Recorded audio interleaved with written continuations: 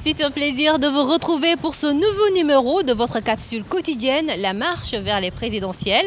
Au sommaire aujourd'hui, vous aurez comme d'habitude vos 3 rubriques, le reportage, si j'étais président et enfin l'invité.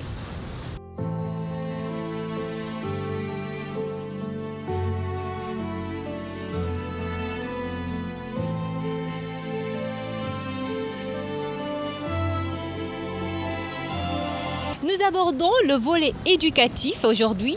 Des candidats proposent l'introduction de l'enseignement coranique traditionnel dans le système éducatif, une manière d'enrayer définitivement le phénomène des enfants de la rue. C'est un reportage signé Fama Dione et Christian Roland Camoni.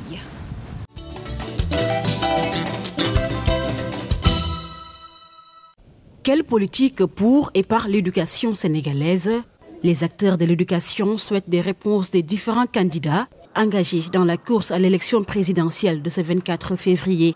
Convaincus de la nécessité d'appliquer les conclusions des Assises nationales de l'éducation, les acteurs veulent promouvoir un système éducatif stable et performant. Il y a eu des réflexions qui ont été menées à travers les Assises nationales de l'éducation et de la formation qui ont mobilisé plus d'1 milliard de nos francs avec 1500 personnes mobilisées autour de ça. Et nous considérons qu'un consensus fort a été déjà établi.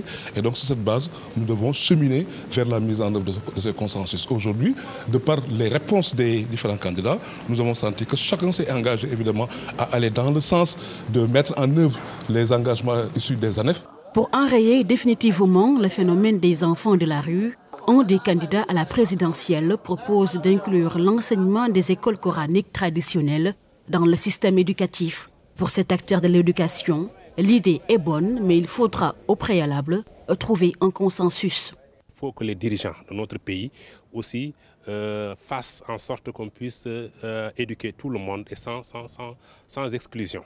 Et donc cet enseignement dont on parle, cet enseignement coranique, je pense que pour le faire vraiment valider, il faut qu'il y ait quand même un partenariat dynamique avec l'ensemble des acteurs et étudier les voies et les moyens pour la mise en œuvre de cet enseignement-là, parce que c'est un enseignement un peu sensible et on doit aussi, parce qu'il y a l'enseignement coranique qui était dispensé dans des daras, maintenant pour le mettre aussi dans les écoles françaises et dans les écoles du primaire ou bien du secondaire ou bien même de l'université, il faut vraiment qu'il y ait un consensus national avec l'ensemble des acteurs.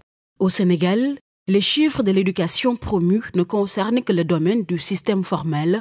Or, une très grande partie des enfants se trouvent dans des circuits d'éducation non formels, notamment les écoles coraniques.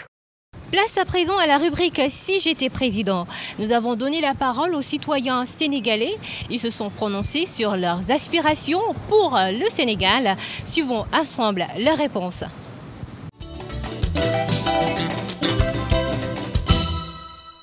Je vais m'accentuer sur la bourse familiale. En effet, beaucoup de personnes disent que cette bourse ne sert à rien, mais moi je considère, moi qui viens de la région de Thiès, je vois que cette bourse de son Excellence M. Macky Sall a contribué à sauver beaucoup de vies. C'est pourquoi ma proposition sera la suivante. Cette bourse, je vais l'augmenter. C'était 25 000 chaque mois, mais je vais faire de sorte que cette bourse passe à 100 000 francs et qu'on le fasse de manière mensuelle. J'ai plein de projets si j'étais président du Sénégal, mais le plus important, c'est la création d'emplois pour la jeunesse. Et pour ce faire, je vais créer beaucoup d'usines à Dakar et dans les autres régions du pays. Au niveau de Dakar, partout ces régions.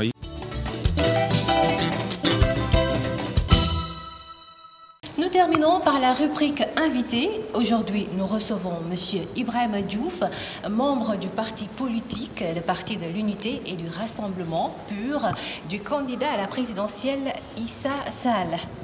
Bonjour M. Diouf. Bonjour madame, enchanté. Enchanté. Alors M. Diouf, quel regard portez-vous sur le système éducatif national de manière générale?